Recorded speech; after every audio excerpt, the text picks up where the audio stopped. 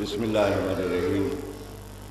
تمام تعریفیں اللہ کے لیے، درود اور سلام محمد صلی علی محمد وآل محمد۔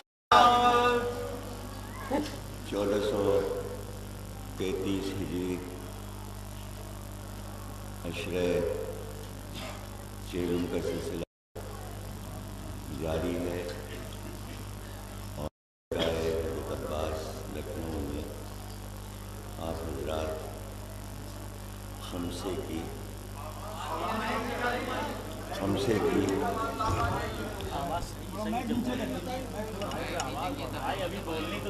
کی دوسری تقریر آپ حضرات سماعت فرما رہے ہیں۔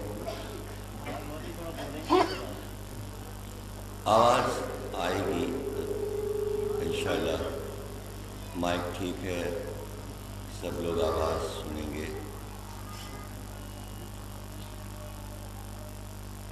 ہمارا مقصد زندگی ذکر اہل بیت، ذکر علی اور غم حسین۔ اس کے پیچھے جو راز ہے وہ دنیا کی سمجھ میں آئے گا، لیکن دیر میں آئے گا، اس لیے کہ انسان کو دنیا میں رہنے کے لیے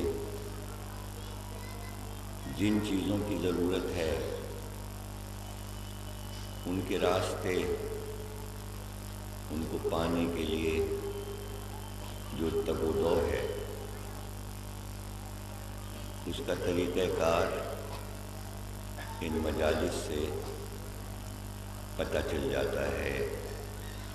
یہ دوسری بات ہے کہ انسان اپنے فائدے کی باتوں کو پہچان نہ سکے، لیکن جب معرفت بڑھتی ہے اور کشف و جذب کی منزل آتی ہے تو انسان علم کے اس باریک راستوں کو پہچان لیتا ہے اور جان جاتا ہے۔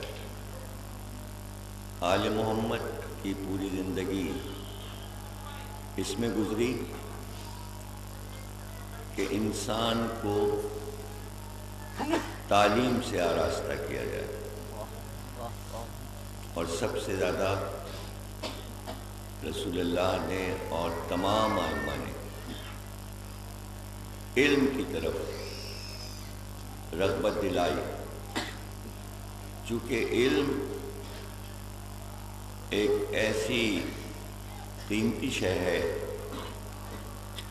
کہ جسے پانے کی کوشش میں انسان ذرا سستی برتتا ہے، اور طبیعتاً چونکہ وہ کنجوس ہے اس لیے اپنی عقل کو استعمال کرتے ہوئے کتراتا ہے۔ تو یہ مجالس اس لیے ہوتی ہیں کہ عقل کا صحیح استعمال بتایا جائے اور یہ طریقہ بتایا جائے کہ آپ علم کیسے حاصل کریں اور علم سے محبت کیسے کی جاتی ہے۔ دیکھیں، علم بغیر محبت کے حاصل نہیں ہو سکتا۔ علم کے لیے یہ ضروری ہے کہ محبت ہو، اسی لیے اہل بیت کی محبت کو واجب قرار دیا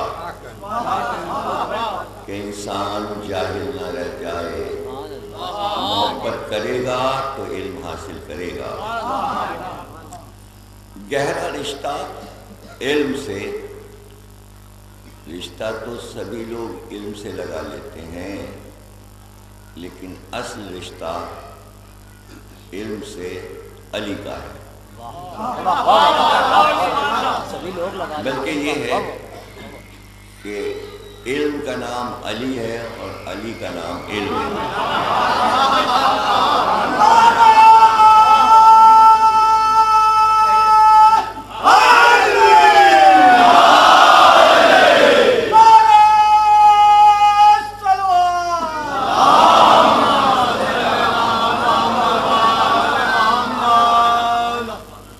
علی علم کا دل ہے، علی علم کا دل ہے، دل ہے تو زندگی ہے، اور ہر شے کا ایک دل ہوتا ہے، جیسے قرآن کا دل سورہ یاسین ہے، اسی طرح علم کا دل علی۔ تعلیم بغیر علی کے اگر کوئی حاصل کر رہا ہے تو وہ ناقص ہے، اس کی تعلیم کبھی بھی مکمل نہیں ہوگی اگر وہ علی کو نہیں جانتا، اس لیے کہ تعلیم کا دل علی ہے۔ اور کاغذ پر لکھ کر آپ خود دیکھ لیجئے کہ جب آپ لکھیں گے کاغذ پر، تے لکھیں گے، عین لکھیں گے، لام لکھیں گے، یہ لکھیں گے، اور پھر میم لکھیں گے، ادھر ادھر تے اور میم ہے، بیچ میں دل ہے، تے ہٹا دیجئے، میم ہٹا دیجئے، بیچ میں بچے گا علی۔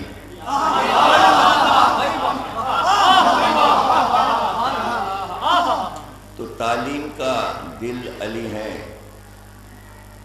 اور میں سمجھتا ہوں کہ ہر ایک کو دل بھر کے علم سیکھنا چاہیے۔ یہی پیغام ہمارا اپنے تمام بچوں اور دوستوں اور بھائیوں کے لیے ہے کہ جتنا بھی ہو سکے تعلیم پر توجہ دیجیے،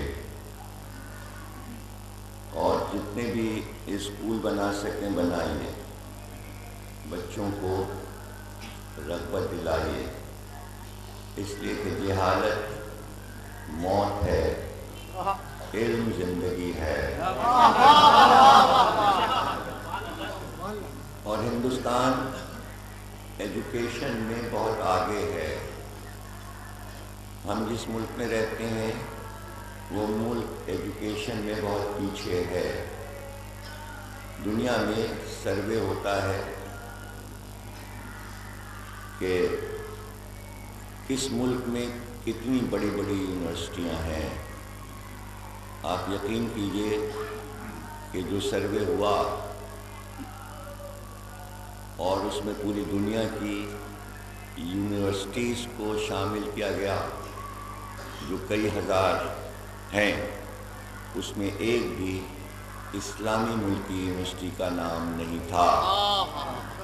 اس سے اندازہ ہوا کہ جس اسلام میں اتنے بڑے بڑے عالم بھیجے گئے، وہ آج 1400 سال کے بعد علم میں کتنے پیچھے ہیں۔ تو اب آپ ظاہر ہے کہ مسلمان اگر بددلی دکھا رہے ہیں علم میں، تو آپ سے تو گہرا رشتہ ہے علم کا، اس لیے کہ آپ علی کو اپنا مولا مانتے ہیں، اور علی شہر علم کا دروازہ ہے۔ یہ ہوا کیا؟ جس قوم کو زیادہ علم دیا گیا، جس قوم کے پاس قرآن جیسی کتاب تھی، وہ علم میں اتنے پیچھے کیسے رہ گئے؟ اس کی وجہ یہ ہوئی کہ علم کو چھوڑ کر امت نبی نے ایک ایسی سیاست کو اپنا لیا کہ جو سیاست اپنا کوئی مقام ہی نہیں رکھتی تھی، اور اس سیاست کو علی کے علم کے مقابل لائے۔ اس لیے ایسا ہونا تھا کہ علم سے دوری کا یہ نتیجہ ہوا کہ آج علم میں مسلمانوں کا کوئی مقام نہیں، پوری دنیا کی نظر میں کوئی مقام نہیں، اور کسی کے پاس وہ علم نہیں ہے جو مغرب کے لوگوں کے پاس ہے اور جس سے دنیا میں ترقیاں ہو رہی ہیں۔ مسلمانوں کے پاس وہ علم نہیں ہے، یہ علی کو چھوڑ دینے کا نتیجہ ہوا۔ اب یہ کیوں ہوا؟ آپ یہ تو ضرور سوچیں گے کہ علی جیسے عظیم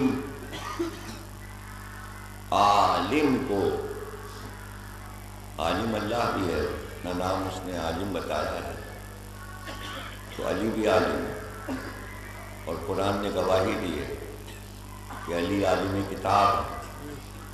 تو آپ کہیں گے کہ ایسا کیسے ہو سکتا ہے کہ پوری امت جو نبی کے فرمان کو سن رہی ہو، قرآن کی تلاوت کر رہی ہو، وہ علم سے اتنی دور کیسے ہو گئی؟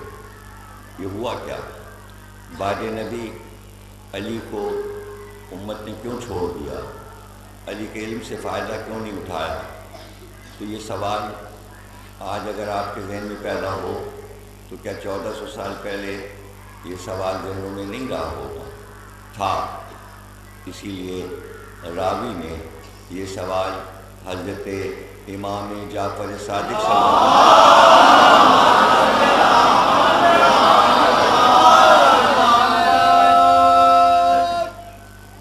اس نے پوچھا کہ امت نے علی کو وہ مقام کیوں نہیں دیا جس کا حکم اللہ نے دیا تھا، اور اپنا ہادی اور رہنما امت نے علی کو کیوں نہیں چنا؟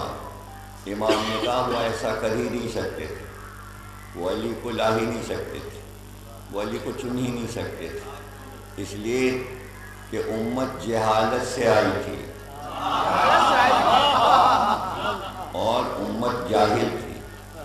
جو جاہل ہوتا ہے وہ اپنا رہنما اپنا جیسا بناتا ہے،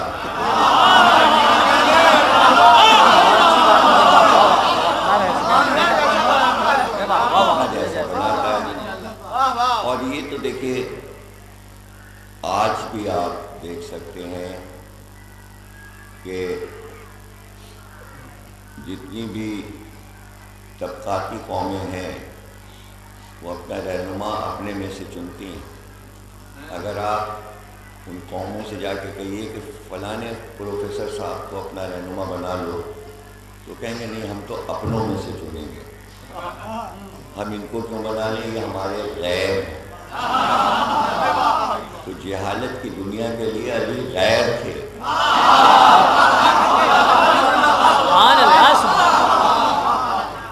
تو یہ ہونا ہی تھا۔ اب آپ نے کیوں پسند کیا علی کو؟ اس کی وجہ یہ تھی کہ آپ جو بیٹھے ہیں یہاں تو یہ ایسے نہیں بیٹھے اتنی علم کی دولت لیے ہوئے۔ کچھ لوگوں کی محنت ہے جنہوں نے علی کا ساتھ نہیں چھوڑا، گویا علم کا ساتھ نہیں چھوڑا، اور وہ نام تاریخ میں جگمگا رہے ہیں۔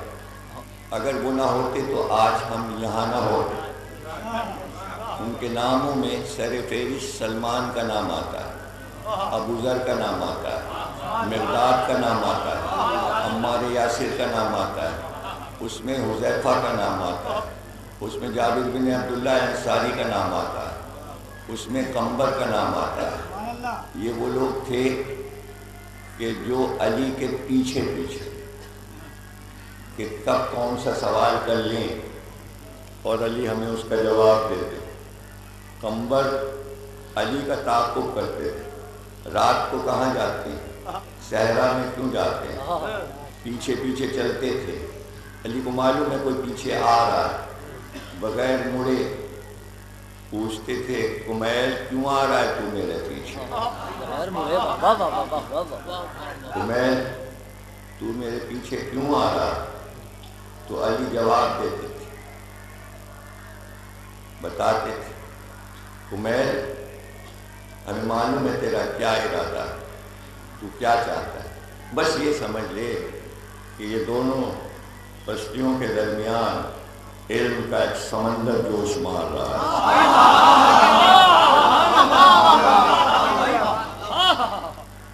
علم کا ایک سمندر جوش مار رہا ہے۔ تو کمیل کو یہ بات معلوم ہوگی کہ علی صحرا میں کنویں میں جا کے کچھ کہہ دیتے ہیں.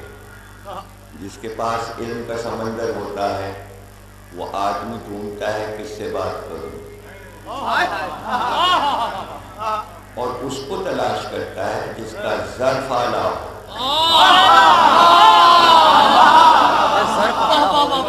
عالم ہر ایک سے بات نہیں کرتا. سلمان و ابو ذر و مقداد و عمار نے اپنے کو اس قابل بنایا کہ اگر میں سوال کروں تو علی مجھ سے بات کریں. اب سمجھے آپ کہ میں نے جملہ تو کہہ دیا کہ امت نے علی کو نہیں بنایا. اب میں جملے کو پلٹ رہا ہوں, علی نے امت کو منہ نہیں لگایا.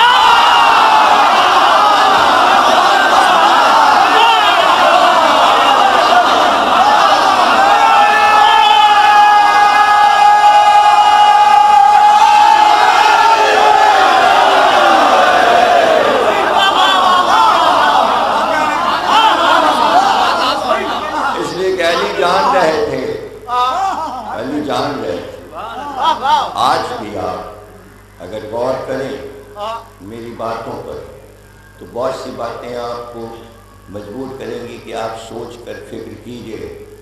دیکھیے اعلیٰ تعلیم جہاں دی جاتی ہے تو آج سے نہیں صدیوں سے ہر قوم کے پاس یہ اصول ہے کہ شہر سے دور درسگاہ بنتی ہے. شہر سے دور درسگاہ بنتی ہے, شہر میں نہیں بناتے. پتہ ہے کہ طالب علم بھٹک جائے گا, بازاروں سے گزرے گا تو علم کی طرف رغبت کم ہو جائے گی. ابھی آج آپ کا شہر لکھنؤ اتنا بڑا ہو گیا ہے نا بھائی کہ آپ کہتے ہیں ہمارا لکھنؤ بہت بڑا ہو گیا ہے, لیکن ڈالی گنج کو دریا کے پار بولتے تھے. پار شہر میں نہیں جوڑتے تھے. ارے آپ کو نہیں پتا, اگر دریا پار سے کوئی آتا تھا تو میر تقی میر بات ہی نہیں کرتے تھے, کہتے تھے یہ پار کا اس کو زبان کہاں آتی ہے.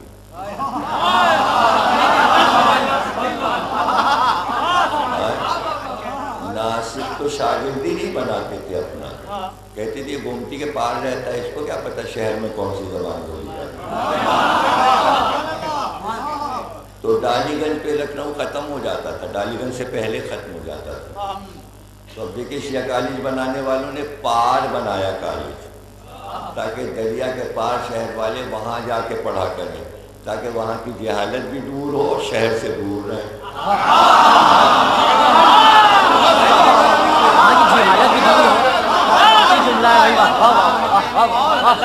تو جب بھی آپ دیکھیں گے کسی بھی شہر میں جائیں, کسی بھی ملک میں جائیں, آپ کو یونیورسٹی شہر سے باہر ملیں گی. لکھنؤ یونیورسٹی کہاں بنی, شہر سے دور ہے, تاکہ طالب علم چاروں طرف صرف ہریالی دیکھیں اور یہ سمجھیں کہ بس یہی عمارت ہے اور آس پاس کچھ نہیں ہے.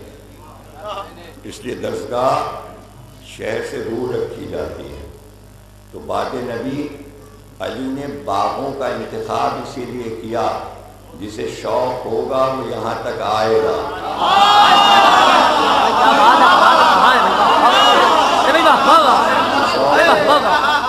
وہ یہاں تک آئے گا. اور دوسرا جملہ شاید آپ کو پسند آئے اور سوچنے پہ مجبور کرے کہ میں نے کیا کہہ دیا.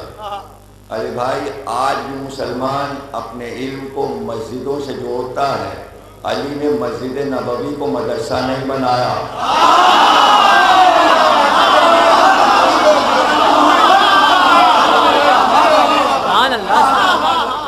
نہیں, بہت دور, شہر سے دور.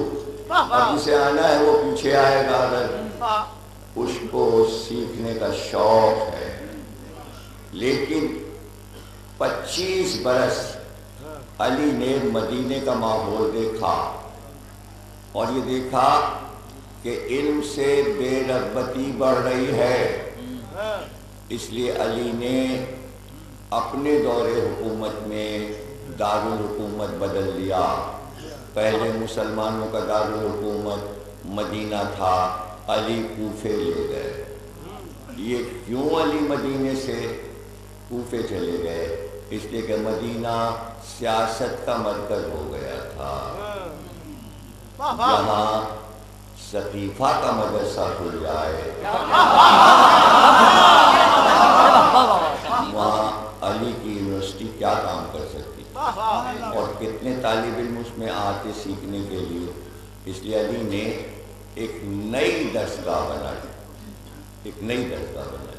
مدینہ جہاں پر تھا وہاں آس پاس اور بھی دیہات اور گاؤں مسلمانوں کے تھے، لیکن مدینہ عرب کے بالکل کنارے تھا اور دیگر ملکوں سے اس کا کوئی تعلق نہیں تھا۔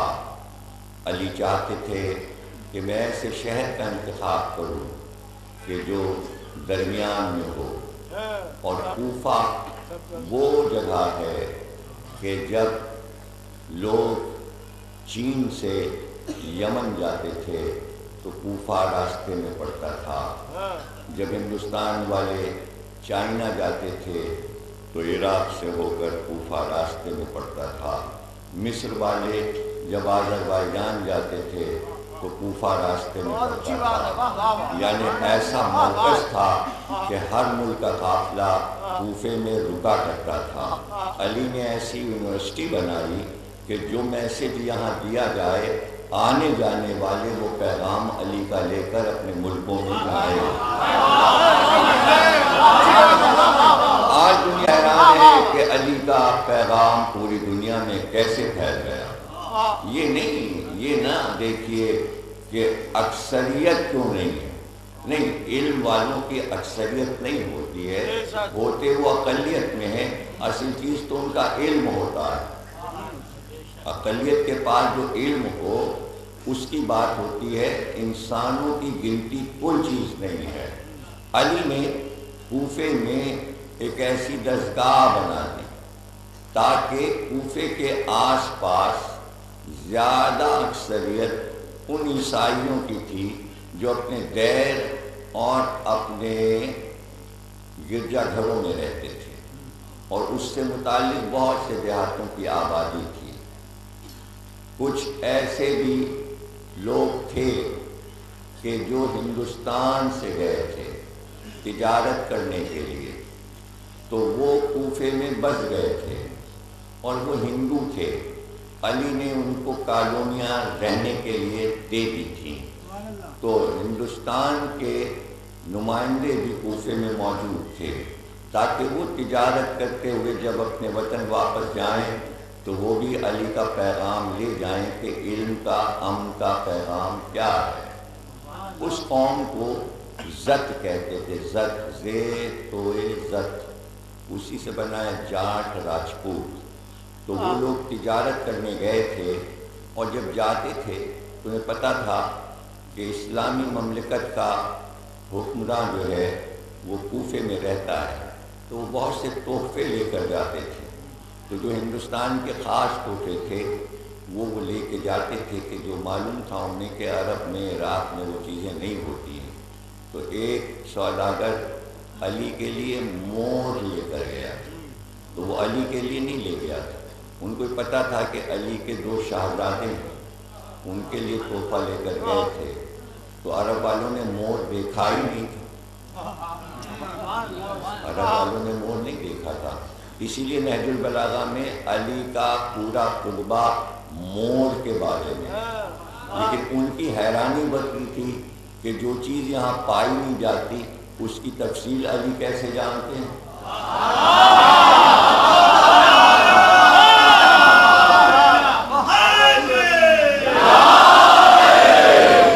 یہ تو ہمارا عقیدہ ہے نا، ہمارا عقیدہ ہے نا کہ ہم یہ کہتے ہیں کہ امام کو کوئی پڑھاتا نہیں، امام کو کوئی سکھاتا نہیں، وہ تو علم لے کر آتا ہے، اور کون و مکان کا علم لے کے آتا ہے، جو جہاں کا علم لے کر آتا ہے اس کے علم کی پیمائش نہیں ہو سکتی۔ علم کو تو یوں بھی نہیں ناپا جا سکتا، علم کا پیمانہ نہیں ہوتا، ہر چیز کا ترازو ہے، ہر چیز کا پیمانہ ہے، کچھ چیزیں پیمانے سے دیکھی جاتی ہیں، کچھ چیزیں ترازو سے، لیکن علم کے لیے نہ کوئی ترازو ہے نہ کوئی پیمانہ ہے۔ اس لیے کہ جس چیز کو ہر وقت حاضر پائیں گے آپ اس کا پیمانہ اور ترازو نہیں ہوتا۔ علم موجود ہے، بس ہے تو ہے، یعنی علم غائب نہیں ہوتا، علم ہر وقت موجود ہوتا ہے۔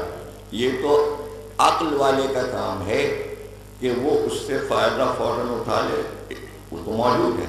اور چونکہ علم میں حیرانی ہے، جتنی حیرانی بڑھتی جاتی ہے اتنا ہی علم آتا جاتا ہے۔ علم کے ساتھ دو چیزیں ساتھ لگی ہوئی ہیں، ایک حیرانی کی منزل، اور دوسرے صبر۔ اگر حیرانی ہے اور حیرانی میں صبر نہیں کیا تو علم کبھی نہیں آئے گا۔ ضروری ہے کہ علم کی منزلوں پر صبر کیا جائے۔ جو صبر نہیں کر پاتا وہ علم سیکھ نہیں پاتا۔ اس لیے پہلے تو انسان کو صبر کی عادت ڈالنا چاہیے اگر وہ علم سیکھنا چاہتا ہے۔ اور اگر اس مثال کو آپ سمجھنا چاہتے ہیں کہ علم کی منزلوں پر حیرانی بھی ہے اور صبر بھی ہے تو قرآن کا 18واں سورہ کہف پڑھ لیجئے، آپ کو پتہ چل جائے گا کہ احساسی تو ہوا تھا حضرت موسیٰ کو کہ میں اس وقت روئے زمین پر سب سے بڑا عالم ہوں۔ اللہ نے وحی کی، موسیٰ ایسا مت سوچو، ہم نے عالم پر عالم بنایا اور سب سے بڑا عالم تو میں ہوں۔ اب موسیٰ نے کہا کہ پروردگار کیا میرے علاوہ بھی تو نے کوئی عالم بنایا ہے؟ کہا ہاں، تو مجموع البحرین کے جگہ پر جاؤ جہاں دو سمندر ملتے ہیں، وہاں تم کو ایک فتح ملے گا، فتح، پھر تمہیں پتہ چلے گا۔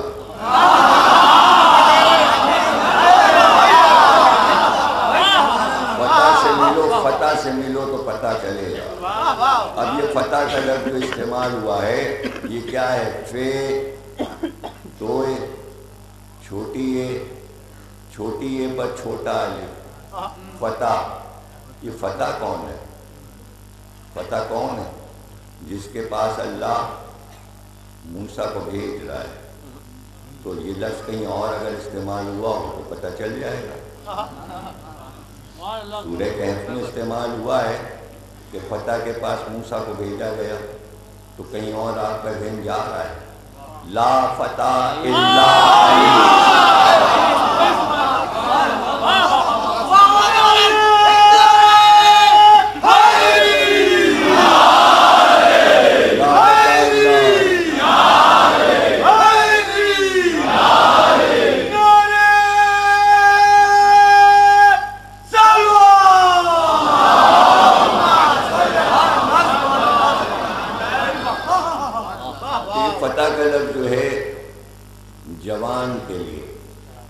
جوان کو فتح کہتے ہیں، لا فتح الا علی، علی کے علاوہ کوئی جوان نہیں۔ یہ کیا بات ہو گئی؟ جوان تو اور بھی رہے ہوں گے۔ بعض رسول اللہ کی حدیثیں ہیں 1400 برس کے بعد ایک ایک لفظ پہ سوچنا پڑتا ہے کہ بغیر سوچے کیسے بڑھ جائیں۔ جب یہ کہا کہ علم کل مرد کو دیں گے، رجل کو دیں گے، تو سوچنا پڑے گا کیا صرف علی مرد تھے؟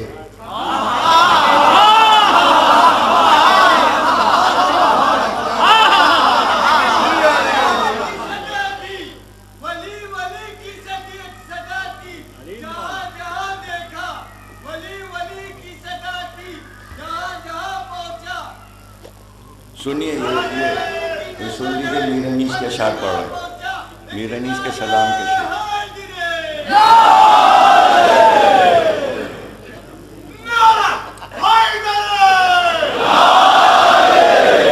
جناب علی فتح ہر جوان کو نہیں کہتے تھے، جوان تو اور بھی تھے، لیکن فتح ہر جوان کو فتح نہیں کہتے تھے۔ شرط ہوتی ہے عربی میں القاب و خطابات اور اسماء کے لیے شرطیں، اور پھر جب رسول کا عہد ہو تو بغیر شرطوں کی تو بات ہی نہیں ہوتی۔ فتح اس جوان کو کہتے تھے جس نے کبھی بتوں کو سجدہ نہ کیا ہو، اس لیے کہا گیا لا فتح الا علی۔ وہ جوان، اس کے معنی اور بھی جوان تھے جنہوں نے وہ کام کیا ہے. لا فتح الا علی لا سیف الا ذوالفقار. تو علی فتح تھے، یعنی سوا خدا کے کسی کے سامنے نہیں جھکے، اس لیے علی کو کوئی جھکا نہیں سکا. جو ہے نا آپ کی. تو موسیٰ سے کہا گیا وہاں جاؤ. موسیٰ گئے تو ان کے ساتھ یوشع بن نون بھی تھے جو نائب تھے موسیٰ کے. تو موسیٰ نے ان سے کہا کہ بھائی ناشتے کے لیے کچھ پکا کے رکھ لو، راستہ لمبا ہے، راستے میں کیا کھائیں گے. تو یوشع بن نون نے ایک مچھلی بھون کر ایک ٹوکری میں رکھ لی کہ کہیں ٹھہر کے کھائیں گے.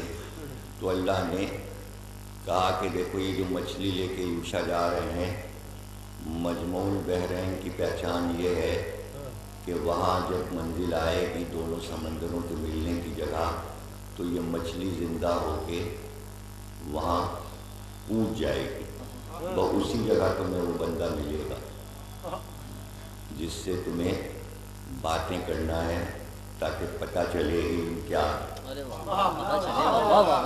وہ عالم ہے اور بہت بڑا عالم ہے.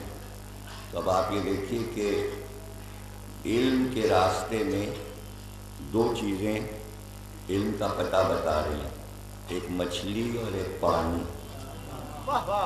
اس لیے قدیم زمانے سے علم کا سمبل مچھلی اور پانی دونوں کو قرار دیا گیا. لکھنؤ میں تو مچھلی مبارک کہی جاتی ہے، پانی بھی مبارک. جب نیا مکان لیتے ہیں تو پانی پہلے بھجوا دیتے ہیں، اور جب مکان بناتے ہیں تو مچھلی اوپر بنا دیتے ہیں. تو یہ علم سے تعلق رکھتا ہے. کسی دن تفصیل عرض کریں گے کہ اس کی تفصیلات کیا ہیں پانی اور مچھلی کی. اور یہ بھی بتا دیں آپ کو کہ پانی اور مچھلی کا بہت گہرا رشتہ ہے، ایسا کہ کبھی ٹوٹتا ہی نہیں، ایسا کہ کبھی ٹوٹتا ہی نہیں. آیت کو پڑھ کے دیکھ لیجیے. قُلْ لَا أَسْأَلُكُمْ عَلَيْهِ أَجْرًا إِلَّا الْمَوَدَّةَ فِي الْقُرْبَى. یہ لفظ فی جو ہے یہ سب کچھ بتاتا ہے کہ فی کے کیا معنی. ایک اردو میں فی ہے اور ایک عربی میں فی ہے، دونوں کے معنی الگ الگ. جب آپ کہتے ہیں اردو میں فی تو اس کا معنی ہوتا ہے اس میں کوئی خرابی ہے تو فی ہے، اور جب عربی میں آپ کہیں گے تو اس کے معنی ہے اس میں کوئی باریک بات ہے. جب تک وہ تلاش نہیں کرو گے بات سمجھ میں نہیں آئے گی. تو آیت میں لفظ فی آیا ہے کہ تلاش کرو کہ اس آیہ مودت میں کیا راز چھپا ہے. تو اس کی مثال یہ دی جاتی ہے کہ راز یہ چھپا ہے السمک فی الماء، مچھلی اور پانی دونوں ساتھ ساتھ ہیں. تو تمہیں مودت کس طرح کی کرنا ہے یہ آیت میں بات چھپی ہوئی ہے. اور وہ مثال یہ دی جاتی ہے جیسے مچھلی اور پانی میں محبت ہے اس طرح کی محبت تم کو آل محمد سے کرنا ہے.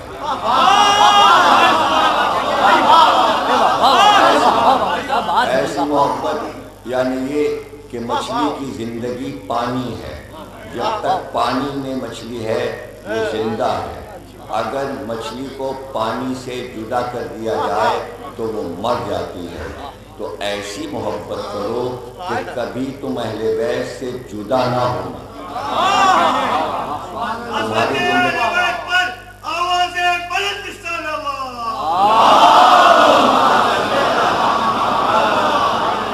اب آپ کو دیکھیے کہ مچھلی جب آپ کھاتے ہیں تو اس دن آپ کو پیاس زیادہ لگتی ہے، اور اگر کوئی پوچھے آج پانی بہت زیادہ پی رہے ہو تو آپ کہیں گے ہاں آج مچھلی کھا لی تھی، یعنی مر گئی، ٹکڑے ٹکڑے ہو گئی، اندھیروں کے سمندر میں غرق ہو گئی، لیکن پانی طلب کیے جا رہے ہیں، یعنی اس کا رشتہ پانی سے ٹوٹ نہیں رہا. تو ایسی مودت کرو کہ تمہیں مار دیا جائے، کاٹ دیا جائے.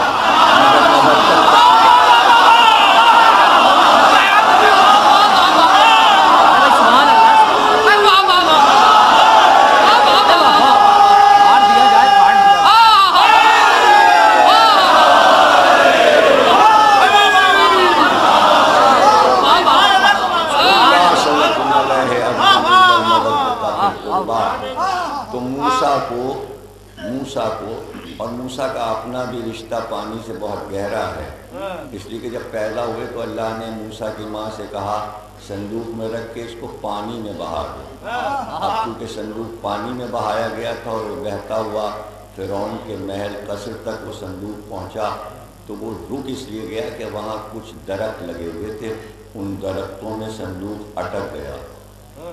تو اب جب صندوق کو فرعون نے دیکھا تو اس کا تجسس بڑھا کہ یہ صندوق دیکھوں اس میں کیا ہے، اور تالا بھی لگا تھا اس میں صندوق میں۔ عجیب بات ہے کہ فرعون کے پاس دنیا کے خزانے موجود تھے، لیکن ایک صندوق پر اتنا للچا گیا، تو اس سے یہ بات پتہ چلی کتنی ہی دولت مل جائے لیکن ایک چھوٹے سے صندوق کو دیکھنا چاہ رہا ہے، اس میں کون سی دولت۔ لیکن جب بڑھا اور ہاتھ بڑھایا تو صندوق اور پیچھے ہٹ گیا۔ جب کافی دیر ایسے ہی ہوتا کہ وہ بڑھتا اور صندوق پیچھے ہٹتا اور وہ ہاتھ بڑھاتا، تو جناب آسیہ بھی بیٹھی تھی، کہنے لگی تو ہٹ جا میں دیکھتی ہوں۔ اپنے کپڑوں کو سمیٹ کے پانی میں جو اتری تو صندوق بجائے پیچھے ہٹنے کے ان کے ہاتھ سے قریب آ کے لگ گیا اور انہوں نے صندوق اٹھا لیا۔ اب جو تالا اس کا کھلا تو اس میں سے ایک بچہ خوبصورت سا نکلا، تو آسیہ نے فوراً کہا موسیٰ۔ عبرانی زبان میں منہ کہتے ہیں پانی کو، سا کہتے ہیں درخت کو۔ چونکہ درخت اور پانی کے بیچ میں ملے تھے اس لیے آسیہ نے نام رکھا موسیٰ۔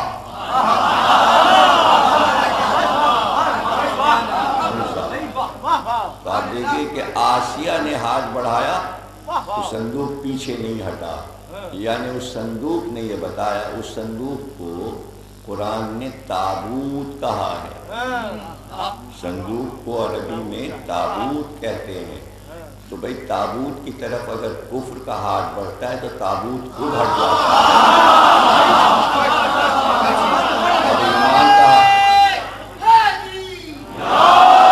ایمان کا ہاتھ بڑھتا ہے تو تابوت خود آ جاتا ہے، سمجھے نا؟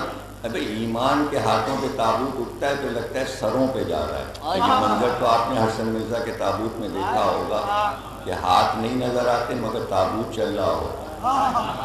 تو یہ سب معجزات ہیں عزاداری کے۔ اب جس کے دل میں معرفت ہوگی اس کے سمجھ میں آئے گا، ہر ایک کے سمجھ میں یہ باتیں نہیں آتی ہیں۔ تو موسیٰ کا رشتہ پانی سے گہرا ہے۔ اتفاق سے مجموع البحرین آ گیا اور وہ مچھلی اچھل کے وہاں چلی گئی۔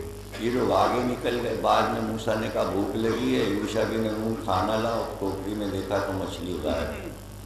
کہنے وہ تو مچھلی تو راستے میں کود گئی تھی۔ موسیٰ نے کہا تو تم نے ہمیں بتایا کیوں نہیں؟ اب واپس چلو، اب بتاؤ کہاں پہ کودی تھی مچھلی۔ پھر واپس ہوئے تو یوشع بن نون نے کہا یہاں پر مچھلی کودی تھی، وہ وہیں رک گئے۔ دیکھا تو وہاں جوان موجود ہے جو پتہ بتایا گیا تھا۔ تو سلام کیا موسیٰ نے، کہا کیسے تشریف لایا؟ کہا اللہ نے بھیجا ہے۔ کہا کیوں؟ کہا آپ سے علم سیکھنے کے لیے۔ اب یہ قرآن ہے اور 18واں سورہ ہے، آپ خود غور سے پڑھ لیجئے۔ فوراً ہی اس جوان نے کہا تم صبر نہیں کر پاؤ گے۔ میں جو علم سیکھنے جائے پہلے اپنے کو صابر بنائے۔ اب یہ بات تو بھی سمجھ میں آ جائے گی کہ صبر اور علم کا رشتہ ہے کیا، علم سے صبر کا رشتہ کیا ہے۔ کہ خیر اللہ نے بھیجا ہے تو ساتھ چلو، تمہیں پتہ چل جائے گا علم کیا ہے۔ اب موسیٰ کی حیرانیاں بڑھیں گی تو آپ کو پتہ چلے گا علم سے صبر اور حیرانی کا رشتہ کیا ہے۔ صبر کی بات ہو چکی، اب حیرانی کی منزل رہ گئی۔ آگے بڑھے تو دریا پار کرنا تھا، کشتیاں بہت سی کھڑی تھیں، لیکن ایک بہت اچھی کشتی میں خضر سوار ہو گئے، موسیٰ بھی سوار ہو گئے۔ کشتی میں بیٹھے تو بیٹھتے ہی جیب سے چاقو نکالا اور کشتی میں سوراخ کر دیا، اور یہاں تک کہ ساحل پہ پہنچ گئے، کشتی سے اتر گئے۔ آگے بڑھے، موسیٰ نے کہا یہ کیا کیا آپ نے؟ اتنی اچھی اس کی نئی کشتی تھی، توڑ کے سوراخ کر دیا۔ کہ بھائی تم صبر نہیں کر پائے نا علم کا، حیرانی کیوں بڑھ گئی تمہاری؟ تمہیں کیوں حیرانی ہے؟ علم میں حیرانی لیکن صبر بھی تو چاہیے. دیکھو میرا تمہارا ساتھ نہیں ہو سکتا، میں تمہیں کچھ نہیں سکھا سکتا، میں تمہیں کچھ نہیں بتا سکتا. تم نے پوچھا تو اس سے پتہ چلا تم سیکھنا نہیں چاہتے. موسیٰ جیسا نبی، پتہ چلا کوئی استاد اپنے کوئی چھوٹے سے شاگرد کو سمجھا رہا ہے. یہاں علم کی عظمت کا پتہ چلتا ہے. موسیٰ جیسا اولو العزم پیغمبر خضر کے سامنے ایک چھوٹا موٹا طالب علم بنا ہوا ہے.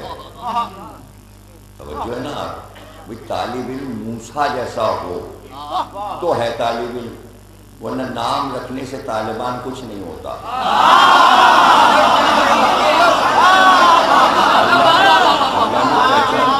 اللہ نے پہچان بتائی ہے کہ علم حاصل کرنے والا طالب ہوتا جیسا، موسیٰ جیسا، استاد خضر جیسا. کہ اچھا میں وعدہ کرتا ہوں اب نہیں بولوں گا، یعنی اب میں بے صبری نہیں کروں گا. آگے بڑھے، ایک دوسرے گاؤں میں پہنچے، دیکھا بہت سے بچے کھیل رہے تھے.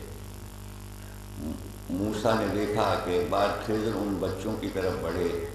اس میں سے بہت ہی خوبصورت لڑکا تھا، 12-14 برس کا. اس کو پکڑ کے ایک کونے میں لے گئے اور وہی چاقو جیب سے نکالا اور اس بچے کو حلال کر دیا اور سر کاٹ کے چاقو سے خون پوچھ کے چاقو کو جیب میں رکھ کے آ گئے. موسیٰ کہنے لگے یہ کیا کیا؟ موسیٰ کہنے لگے یہ کیا کیا؟ کہنے اب تو پتہ چل گیا کہ تم سیکھنا نہیں چاہتے. پھر بولے تم، ابے بولو نہیں، صبر کرو. صبر نہیں کرو گے تو علم نہیں آئے گا. ہاں حیرانی ہے تمہاری صحیح، لیکن اب ایسی بھی حیرانی علم کی منزل کا نہ ہو کہ بار بار پوچھے جاؤ. دیکھو اب ہمارا تمہارا ساتھ نہیں ہو سکتا، تم واپس جاؤ، تم سیکھ نہیں سکتے. اب میں آپ کو کیا بتاؤں، قرآن کا یہ سورہ ضرور پڑھیں جو لوگ علم حاصل کرنا چاہتے ہیں، کہ استاد شاگرد کو پہلے ہی دیکھ لیتا ہے اس میں سیکھنے کا مادہ ہے کہ نہیں ہے. نیر مجیدی صاحب بیٹھے ہوئے ہیں، اب کوئی کہے کہ بھائی نیر مجیدی صاحب کا میں شاگرد بنوں گا اور ان سے شاعری سیکھوں گا، اور وہ جائے ان سے کہے کہ مجھے شاگرد بنا لیجئے، تو یہ فوراً اس سے پوچھیں گے بحر رمل کیا ہے، بحر مزارع کیا ہے، بحر حجج کیا ہے، بحر مشتس کیا ہے، بحر طویل کیا ہے. تو وہ کہہ رہے یہ سب کیا ہے.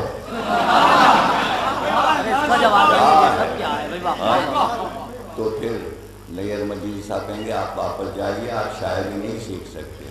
جب آپ بحروں کے نام ہی نہیں جانتے، جب آپ تختی نہیں کر سکتے تو آپ مصرع کیا کہیں گے. تو استاد پہلے ہی پتہ لگا لیتا ہے کہ شاگرد سیکھ بھی سکتا ہے یا نہیں. تو راتوں کی تنہائیوں میں، اندھیرے میں علی نے لوگوں کے چہرے کے نور کو دیکھا، تب شاگرد بنایا. ہاں میسم تم سیکھ سکتے ہو، کمیل تم سیکھ سکتے ہو، ہاں رشید حجری تم سیکھ سکتے ہو، ہاں حجر بن عدی تم سیکھ سکتے ہو. جب چہروں کو دیکھ لیا تب فیصلہ کیا علی نے کہ اس کو کون سا علم دیا جائے، یہ کس علم سے رغبت رکھتا ہے. دنیا میں یہ ایجاد علی کی ہے کہ آج یورپ میں شاگرد کے مزاج کو دیکھ کر سبجیکٹ دیا جاتا ہے، تاکہ غلط سبجیکٹ میں جائے گا تو فیل ہو جائے گا، نہیں سیکھ پائے گا. اس کا جو مزاج ہے وہی سکھایا جائے. یہ ایجوکیشن کا آج سب سے پہلا اصول ہے. اگر ایجوکیشن کو سیکھنا ہے تو اس کو علی کی طرف رجوع کرنا ہوگا، اس لیے کہ علی تعلیم کا دل ہے.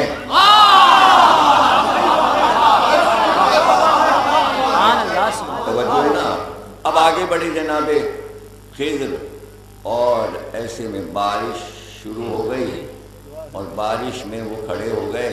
دیکھا تو بارش نے دیوار کو گرا دیا تھا اور اس کی اینٹیں گر رہی تھیں.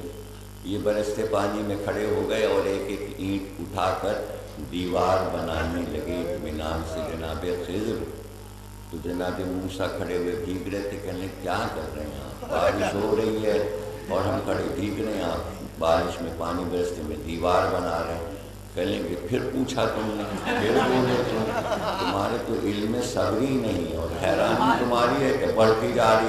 لیکن بھائی اب یہ بات ہو گئی 3 بار، اور تم نے وعدہ کیا تھا کہ تم ایسا نہیں کرو گے، تو اب تیسری منزل پر 4تھی منزل آنے والی ہے، میں تمہیں واپس کرتا ہوں، تم 4تھی منزل تک پہنچ نہیں سکتے ہو۔ تو ہر ایک 4تھی منزل تک پہنچ نہیں پایا۔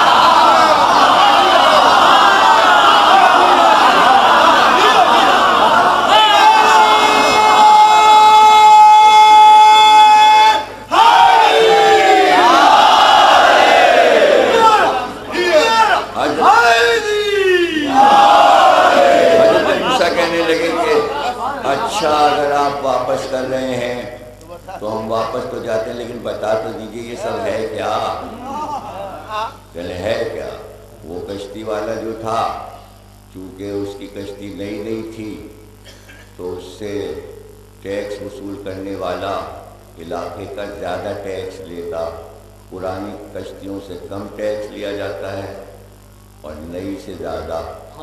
اس کے اہل و عیال زیادہ تھے، اگر سارا ٹیکس دے دیتا تو گھر پیسے کیا لے کے روز جاتا۔ میں نے کشتی کو توڑ کے بوسیدہ کر دیا تاکہ جب ٹیکس لینے والا آئے دیکھے کشتی ٹوٹی ہوئی ہے تو اس سے کم پیسے لے، کیونکہ کشتی والا جو ہے وہ مومن ہے۔ اس لیے میں نے اس کا خیال کیا، اس لیے میں نے کشتی میں سوراخ کر دیا کہ وہ بچے کو کیوں مار ڈالا؟ وہ تو بڑا ہو کے کافر نکلنے والا تھا، بدبخت نکلنے والا تھا، ماں باپ کو بڑی اذیت پہنچاتا۔ اس کے ماں باپ چونکہ مومن ہیں، اس لیے میں نے چاہا کہ اس بدبخت بیٹے کی وجہ سے انہیں بڑھاپے میں اذیت نہ اٹھانی پڑے، اس لیے میں نے اس کو مار ڈالا۔ تو یہ دیوار کیوں اٹھا رہے تھے؟ کہنے دیوار کے نیچے گاؤں کے ایک یتیم بچے کا خزانہ پوشیدہ ہے، اگر وہ اینٹیں گر جاتی تو خزانہ ظاہر ہو جاتا، گاؤں والے بہت چور ہیں، لوٹ لے جاتے۔ میں نے اس یتیم کا خزانہ چھپا دیا، جب وہ بڑا ہوگا تو خود ہی تلاش کر لے گا۔ موسیٰ نے کہا اچھا، بات سمجھ میں آ گئی، اور حضرت موسیٰ واپس آ گئے۔ اتنے سے لمحے میں حضرت موسیٰ جیسے نبی نے کیا سیکھا؟ علم کا تھوڑا سا لمحہ بھی جب پیغمبروں کو کافی ہوتا ہے، اور پیغمبروں کو کہیں سیکھنے نہیں بھیجا جاتا، پیغمبر تو وہاں سے سیکھ کے آتا ہے، لیکن اگر اس کے پاس جتنا علم اللہ نے دیا ہے اگر وہ اس سے زیادہ چاہے تو پھر اللہ کسی اور کے پاس بھجواتا ہے۔ اب آپ یہ سوچئے کہ موسیٰ کو اللہ نے خود ایسا علم کیوں نہ سکھا دیا، یہ وسیلے کے ذریعے علم کیوں سکھایا؟ پتہ چلا کہ بغیر وسیلے کے دنیا میں کوئی کام نہیں آتا۔ تو موسیٰ کو بھی کہیں نہ کہیں جانا پڑا، ورنہ کہتے اللہ تو ہی بتا دے سب کچھ، خضر کے پاس کیوں جائیں؟ تو جب خضر کے پاس موسیٰ کو بھیجا جا سکتا ہے تو پھر امت کو اللہ یہ بھی کہہ سکتا ہے علی کے پاس جاؤ۔ اب یہ دوسرا مسئلہ ہے کہ بجائے علمی مسائل اس لیے پوچھتے کہ کچھ ذات کو فائدہ ہوتا، لیکن ذات کو تو فائدہ نہ ہوا۔ جب حکومت میں کوئی مصیبت آتی تھی تو پوچھنے جاتے تھے، اور جب معلوم ہو جاتا تو کہتے تھے یا علی اگر آپ نہ ہوتے تو کیا ہوتا؟ میں ہلاک ہو جاتا۔ 72 بار ایک آدمی نے یہ کہا علی نہ ہوتے تو میں ہلاک ہو جاتا۔ تو آپ نے دیکھا کہ حکومت اور چیز ہے، سیاست اور چیز ہے۔ حکومت بنا لیجئے لیکن اس کے باوجود آپ علم والے کے محتاج رہیں گے۔ تو علی کے پاس علم کی سلطنت تھی، علی کو وہاں نہیں جانا پڑا، ان کو علی کے پاس آنا پڑا، یہی تو علی کی کامیابی۔ اب ظاہر ہے کہ میں کوشش کرتا ہوں کہ جو چیز بھی قرآن حدیث سے بیان کروں تو کوئی تشنگی نہ رہ جائے کہ بعد میں لوگ سوال کریں، حالانکہ وہ قرآن کا قصہ ہے، کوئی اعتراض تو کر نہیں سکتا کہ حضرت موسیٰ نے ایک بچے کو کہا کہ یہ مار ڈالا، حالانکہ قرآن کی آیت ہے تو اس میں کوئی سوال کرنا نہیں چاہیے، لیکن کہیں ایسا ہو سکتا ہے کہ یہ سوال معصوم سے نہ پوچھا گیا ہو؟ تو امام سے پوچھا گیا کہ یہ خضر نے کیا کیا، بچے کو کیوں مار ڈالا؟ کہ یہی قضا اور قدر کا فیصلہ تھا کہ یہ بچہ مرے، اور خضر نے اسے قتل کر دیا۔ کا تو ماں باپ کی کیا خطا تھی؟ ان کے بڑھاپے کا سہارا تھا، ان کے بڑھاپے کا سہارا تھا۔ پھر انہوں نے کیا کیا ہوگا؟ ان کی زندگی کیسے گزری ہوگی کہ موسیٰ نے بچے کو کیوں مار دیا؟ تو امام نے فرمایا جب اس کا بچہ مر گیا اور خضر نے اسے قتل کر دیا تو ان کے یہاں ایک لڑکی پیدا ہوئی، ان کے یہاں ایک بیٹی پیدا ہوئی، اور اللہ نے اس بیٹی سے 70,000 پیغمبر پیدا کیے۔ یہ ان ماں باپ کا صلہ تھا کہ ایک بیٹی دے دی، اس بیٹی سے 70,000 پیغمبر پیدا ہوئے، یعنی وہ 70,000 ملائے جائیں تب کہیں جا کے 1,24,000 ہوتے ہیں۔ ذرا ان کا صلہ تو دیکھیے آپ، تو پتہ چلا اللہ جب کسی بڑی شخصیت کو صلہ دیتا ہے تو بیٹی کی صورت میں دیتا ہے۔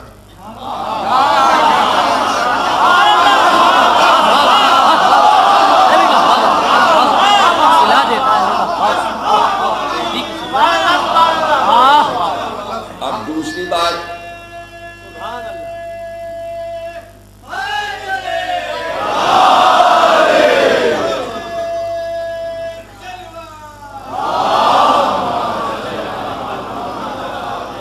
بات، جو آپ کے ذہن میں آ سکتی ہے، میں کیا کروں، واقعہ تو قرآن کا ہے، اگر تاریخ کا ہوتا تو آپ جتنے چاہے سوال کرتے تو میں جواب دے سکتا تھا۔ قرآن کی لکھی چیز میں کوئی کچھ اعتراض معذلہ تھوڑی کر سکتا ہے، لیکن اب ہے سمجھنے کے لیے تو راوی نہ ہے، میں سے پوچھا ہی ہوگا۔ آپ کے ذہن میں یہ بات آ سکتی ہے کہ موسیٰ جیسا نبی جس کو علم دے کر بھیجا گیا ہے، اس کو خضر کے پاس بھیجا گیا، تو ان دونوں کے علم میں فرق کیا تھا کہ جو علم خضر کو آتا تھا وہ موسیٰ کو کیوں نہیں آتا تھا؟ تو آپ سوال کر سکتے ہیں، تو ہم جواب بھی دے سکتے ہیں کہ یہ معصومین نے بتایا کہ موسیٰ کو جو علم دیا گیا وہ تشریعی علم تھا، اور جو خضر کو دیا گیا وہ تکوینی علم تھا۔ پھر اس کی وضاحت کی معصوم نے کہ موسیٰ کو شریعت اور فقہ کا علم دیا گیا تھا، اور خضر کو پوری کائنات کا علم دیا گیا تھا۔ تو کوئی صرف شریعت کی علم کو پا کر اترائے نہ کہ بھئی یہی علم ہے۔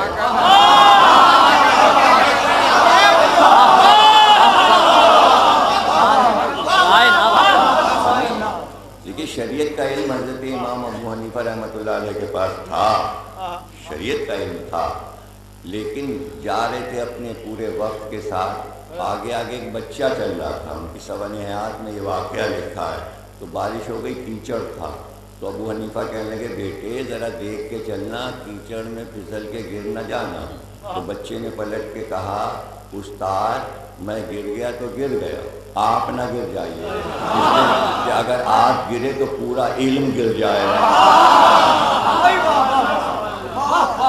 کچھ توجہ ہے نا آپ کی کہ بچے نے بتایا کہ علم کی منزل کیا ہے۔ تو جو تکوینی علم تھا، یعنی خضر ہر چیز جانتے تھے کہ اس کے پیچھے کیا ہے، یہ علم خضر کے پاس تھا، تو اب سوچئے آل محمد کو کون سا علم دیا گیا؟ آل محمد کے علم کی بلندی کیا ہے؟ تو اب خضر کو وہ علم دیا گیا کہ موسیٰ جیسا پیغمبر شاگرد بن کے جائے، تکوینی علم تھا خضر کے پاس۔ تو ایک دن مولا علی بیٹھے تھے، ایک شخص آیا چہرے پہ نقاب ڈالے ہوئے، اور اس نے آ کے سوالات شروع کر دیے، زمین و آسمان میں کتنا فاصلہ ہے، قوس قزح کسے کہتے ہیں، 10 چیزیں وہ کیا ہیں جو ایک دوسرے پر بھاری ہیں۔ امام حسن 6-7 سال کے تھے علی کے پہلو میں، تو آپ نے فرمایا حسن اس کے سوالوں کے جواب دے۔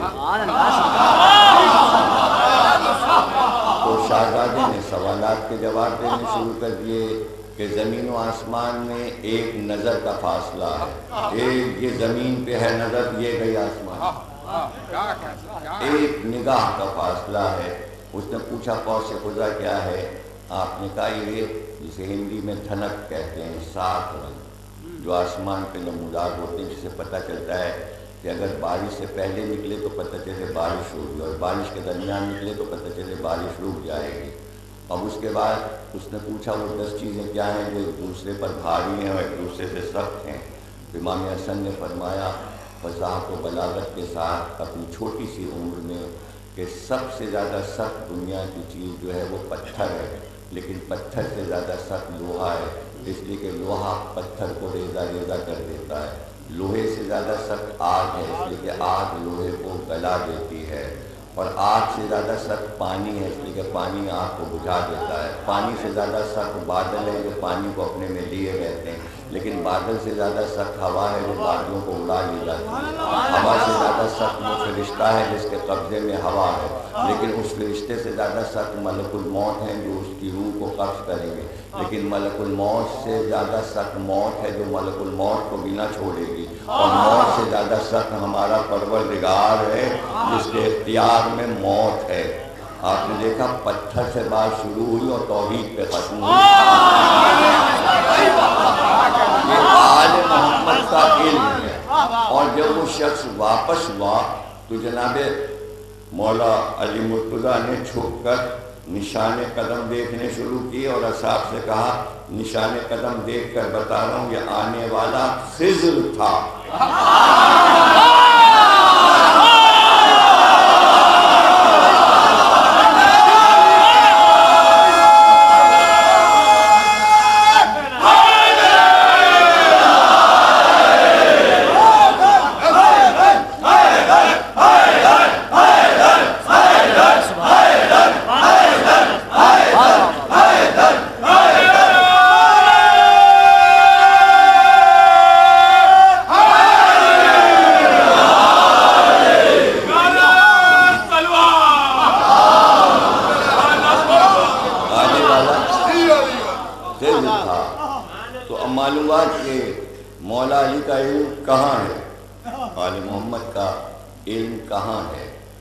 چہروں کو پہچان کر علم دیا، کہا میسم ہم دیکھ رہے ہیں کہ تمہارا چہرہ یہ بتا رہا ہے کہ تم علم منایا اور علم بلایا سیکھنا چاہتے ہو، یعنی دنیا میں آنے والے دور کی آفات اور بلاؤں کے بارے میں تم جاننا چاہتے ہو، یہ علم ہم نے تمہیں عطا کر دیا۔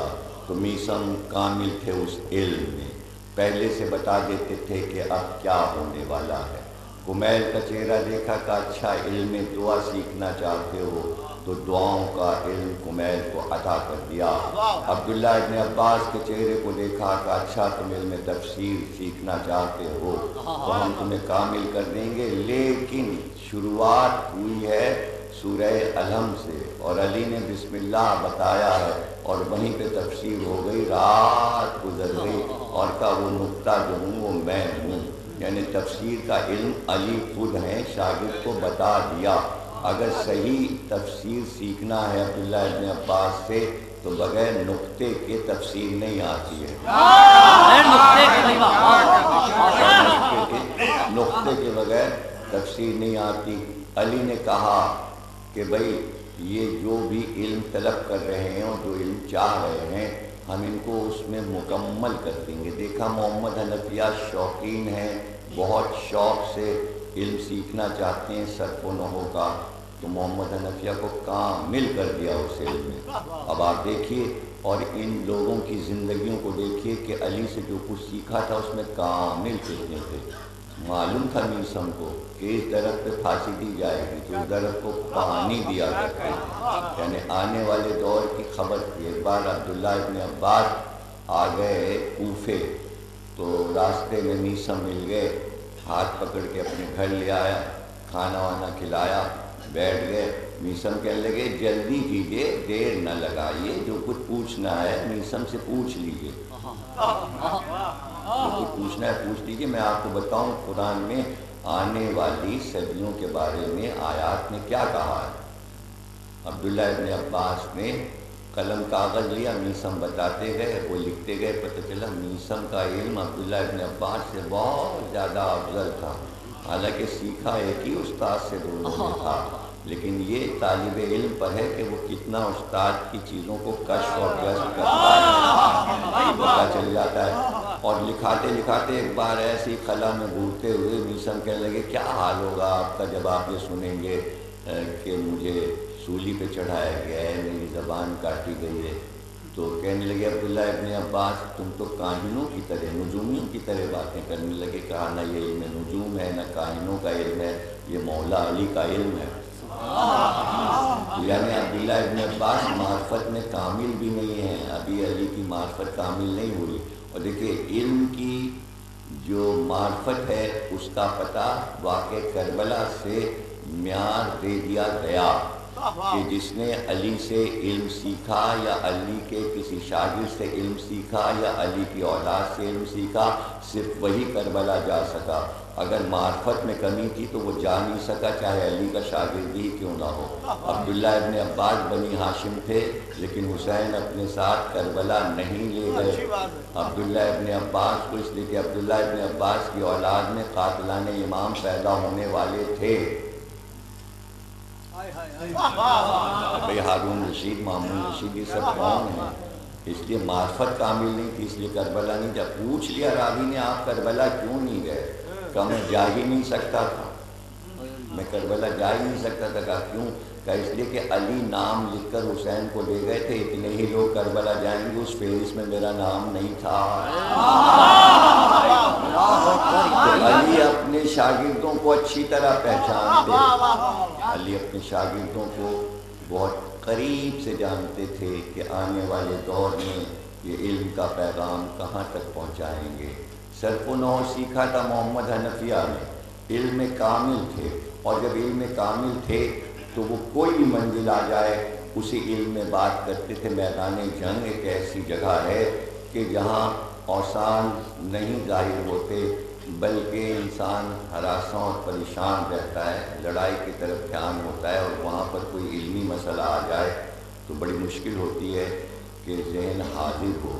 محمد حنفیہ لڑ رہے تھے اور حملوں کے حملہ کر رہے تھے، ایسے میں ایک شخص قریب آیا اور اس نے کہا یہ کیا بات ہے کہ علی بار بار آپ کو بھیجتے ہیں لڑنے کے لیے، ابھی تو آپ کی تھکن نہیں اترتی ہے، آپ کے ہتھیار نہیں اترتے، کہ علی کہتے ہیں جاؤ حملہ کر دو، جبکہ پہلو میں حسن اور حسین موجود ہیں، ان کو لڑنے بھیجتے نہیں، آپ کو بار بار بھیج دیتے ہیں۔ محمد حنفیہ تلوار چلا رہے تھے اور جواب دیا اپنے علم کے ذریعے، چونکہ علم علی سے سیکھا تھا۔ کہ کیسی باتیں کرتا ہے، تجھ کو یہ نہیں پتا کہ انسان کی آنکھ پر جب کوئی پتھر آتا ہے تو اس پتھر سے آنکھ کو بچانے کے لیے انسان اپنا ہاتھ اٹھاتا ہے، تو ہاتھ جو ہے وہ آنکھ کی حفاظت کرتا ہے۔ حسن اور حسین علی کے آنکھیں ہیں اور میں علی کا ہاتھ ہوں۔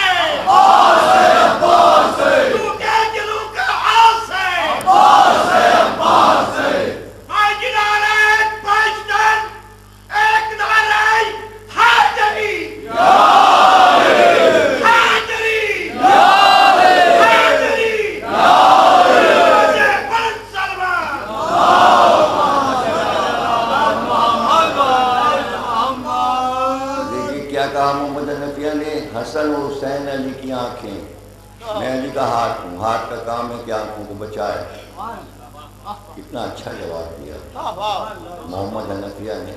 لیکن جب کوئی دو آدمیوں کو لڑاتا ہے نا کوئی آدمی، تو جب ایک پارٹی کی طرف سے ہار جاتا ہے تو وہ دوسری طرف جاتا ہے، شاید اس کے ذریعے میرا کام ہو جائے۔ اور وہ وہاں تو گیا، میدان جنگ میں پہنچ گیا، تلوار چلا تھا محمد حنفیہ کے پاس۔ جب اس نے دیکھا کام بنے ہی نہیں تو آ کے مولا علی کے پاس پہلو میں خاموشی سے موجود ہے۔ کچھ دیر کے بعد مولا علی کو مخاطب کیا اور کہنا مولا علی، آپ محمد حنفیہ کو بار بار لڑنے کے لیے بھیج رہے ہیں، یہ پہلو میں حسن اور حسین کھڑے ہیں، ان کو کیوں نہیں بھیجتے؟ یہ واقعہ حاشیے پر نہج البلاغہ میں موجود، آپ پڑھ سکتے ہیں۔ جو لڑائی جمل کی ہے اس کے ذیل میں آپ کو نہج البلاغہ کی شرح میں یہ دونوں واقعات مل جائیں گے، اور آپ اطمینان سے اس کو سمجھ کر پڑھ سکتے ہیں۔ اگر وہی جواب علی دے دیتے جو بیٹے نے دیا تھا تو آپ بتائیے استاد اور شاگرد کا فرق کیسے پتہ چلے؟ سوال ایک ہی ہے، سوال ایک ہی ہے، لیکن مولا علی نے جواب دیا، کیوں تجھ کو پتہ نہیں؟ حسن اور حسین محمد کے بیٹے ہیں، محمد حنفیہ میرا بیٹا۔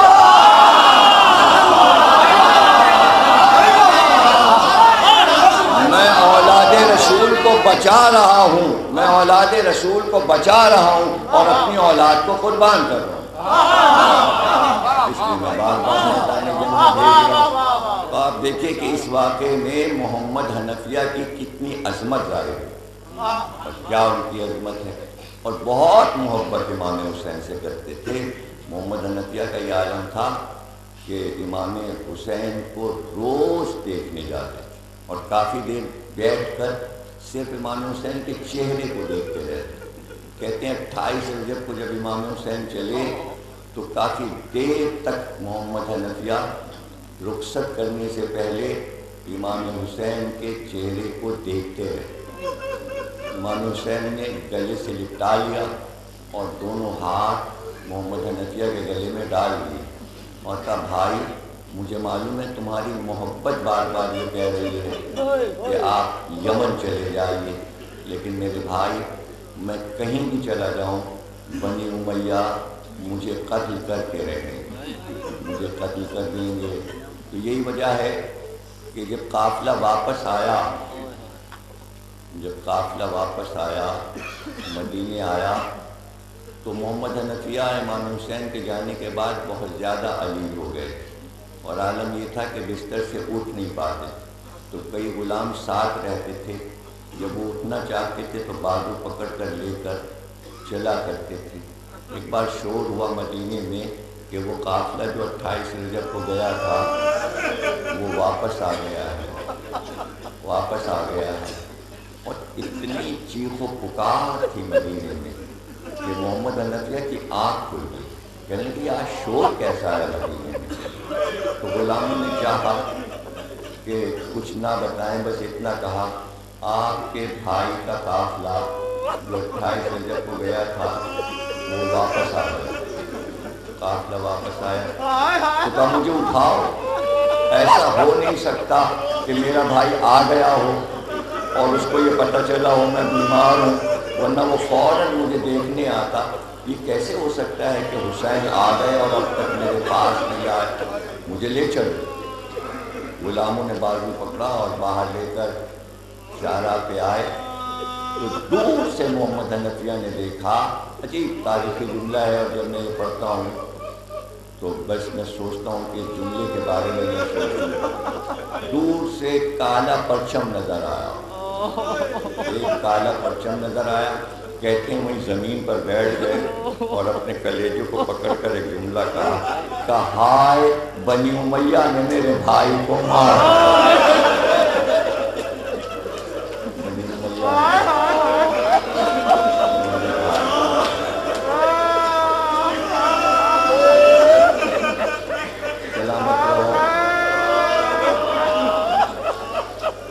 آوازیں بلند ہو گئی تمہاری،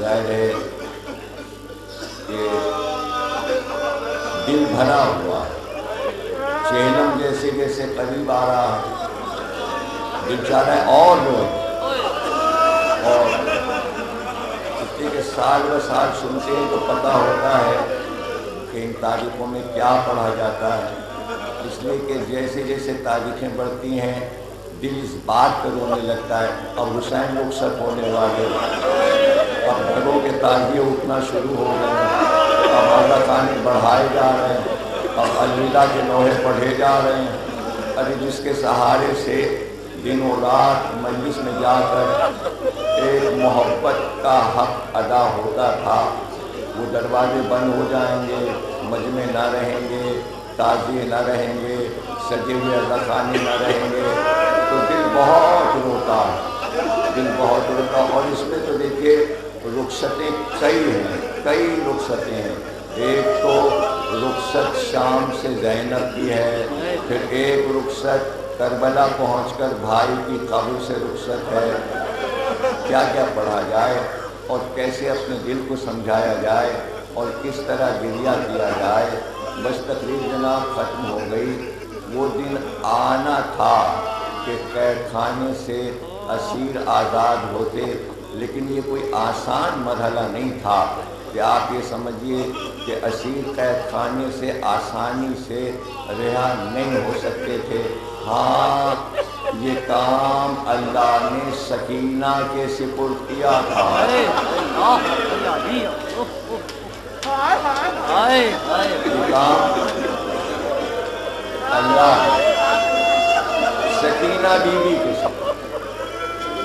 لیکن یہ جملہ بھی محفوظ کر لیجئے کہ سکینہ بیوی اہل حرم کو قید سے آزاد کرا گئی، مگر خود قید خانے میں سو گئی.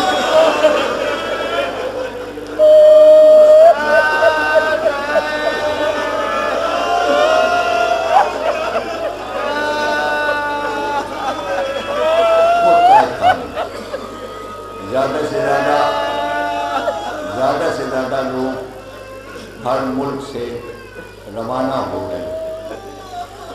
آج لکھنؤ سے بھی لوگ نکل رہے ہیں، پاکستان سے بھی نکل رہے ہیں کہ ہم چہلم سے پہلے شام پہنچ گئے.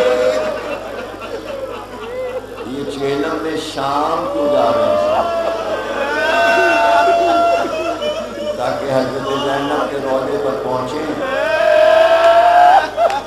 بھائی کی تعزیت ادا کریں، اور پھر زینب کے روضے سے نکل کے یہ زائرین اس بازار شام سے روتے ہوئے وہاں تک پہنچیں جہاں سکینہ بی آرام کر رہی ہے.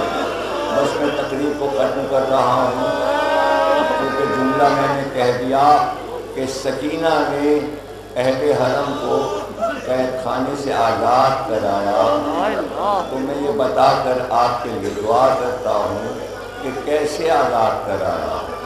اس لیے کہ سکینہ بیوی تو آسمان کو دیکھنے کے لیے ترس تھی. اس چھوٹی سی عمر میں اندھیرے زندہ سے دل گھبراتا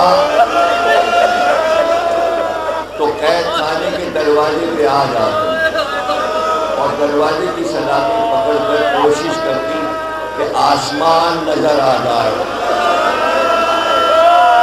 قیدی کے لیے آسمان نہ دیکھنا ایک مصائب ہے. اور اگر کبھی شام کو آسمان پہ نظر چلی جاتی تو سکینہ بھی دیکھتی کچھ پرندے اڑتے ہوئے جا رہے ہیں. تو پوچھتی پھوپھی اماں روزانہ شام کو پرندے کہاں جاتے ہیں؟ روز شام کو پرندے کہاں جاتے ہیں؟ شہزادی کہتی سکینہ بیوی یہ اپنے گھروں کو واپس جا رہے ہیں. تو رو کے کہتی پھوپھی اماں سکینہ اپنے گھر کب جائے؟ پھوپھی اماں کتنی تمنا تھی سکینہ کو کہ میں گھر واپس جاؤں.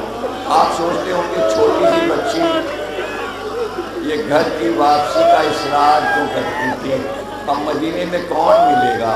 نہ عباس ملیں گے، نہ علی اکبر ملیں گے، نہ حسین ملیں گے. پھر سکینہ بیوی بار بار کیوں کہتی پھوپھی اماں سکینہ اپنے گھر کیوں جائے گی اور کب جائے گی؟ تو سمجھ میں آیا آپ کے کہ کیا چیز سکینہ کے ذہن میں ہے جو گھر جانا چاہتی ہیں. اس لیے جانا چاہتی ہیں وہاں میری ایک بیمار بہن سغرا ہے.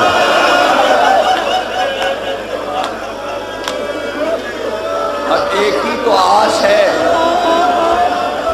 سکینہ کی، بہن بہن کے گلے مل کے روئے گی اور بتائے گی بابا کیسے مارے گئے. مگر ہائے سکینہ قید سے آزاد نہیں. میں دو چار جملے میرے بھائیوں اور بزرگوں سے لو، بہت گریہ کر رہے ہو. نورانی مجلس ہے اور دیکھیے کا سبب یہ بھی تو ہے نا کہ عباس کے روضے کی زیارت کر کے اب جو ہم وہاں پڑھے تو وہ سکینہ کے قید خانے کی شریف درگاہ حضرت عباس میں، یہ عباس کے پہلو میں سکینہ کی یادگار کیوں ہے؟ یادگار بتا رہی ہے چچا و بھتیجی میں محبت کتنی، چچا اپنی بھتیجی کو کتنا چاہتا، سکینہ بیوی کو اپنے چچا سے کتنی محبت، ہائے کس کو یاد کرتی تھی سکینہ جب شام کو قید خانے کے دروازے پر آ کے رک جاتی تو شام کی عورتیں اپنے گھروں سے نکلتی اور آ کے قید خانے کے دروازے پہ کھڑی ہو جاتی، ان کی گودیوں میں چھوٹے چھوٹے بچے بھی ہوتے، تو شام کی عورتیں سکینہ بیوی سے باتیں کرتی، کہتی کہ کیسے قیدی ہو تم لوگ، رات و دن روتے ہو، رات تمہارا کوئی وارث نہیں ہے جو تمہیں قید سے آزاد کرا ہے، تمہارا کوئی وارث نہیں ہے۔ تو سکینہ بیوی کہتی ہاں وارث تو تھے، میرا چچا عباس تھا، میرا بھیا علی اکبر تھا، میرا بابا حسین تھا، تو وہ پوچھتی تھی یہ سب کہاں چلے گئے؟ تو سکینہ بتاتی ہیں عباس کے تو شانے کر گئے، بھیا کے سینے پر نہدہ پڑا، بابا کا لاشا گھوڑوں سے پامال ہو گیا۔ اب تو شام کی عورتیں روز آنے لگی اور آ کے آواز دیتی تھی آؤ سکینہ بیوی ہمیں بتاؤ حسین کون تھے، آؤ ہمیں بتاؤ علی اکبر کون تھے، آؤ ہمیں بتاؤ عباس کون تھے۔ یہ روزانہ عورتیں آتی اور سکینہ بیوی کی ننھی سی زبان سے کربلا کا واقعہ سنتی۔ بہت دن گزر گئے، ایک دن شام کی عورتیں آئیں، دیکھا سکینہ در زندہ پہ دیکھا سکینہ در زندہ پہ نہیں تھی، آواز دی کا سکینہ بیوی آؤ ہم تمہارا انتظار کر رہے ہیں، جواب نہ آیا۔ پھر پکار کرتا بیوی کیا ہم لوگوں سے ناراض ہو گئی کہ آج کیوں نہیں در زندہ پہ آتی؟ تو سکینہ کو نہ آئی، ہاں ایک قیدی زنجیروں کو سنبھالے در زندہ پہ آیا اور رو کے کہنے لگا شام کی رہنے والیوں، وہ جو بچی تمہیں روز کربلا کا واقعہ سناتی تھی رات کو وہ قید خانے میں مر گئی، وہ سامنے اس کی چھوٹی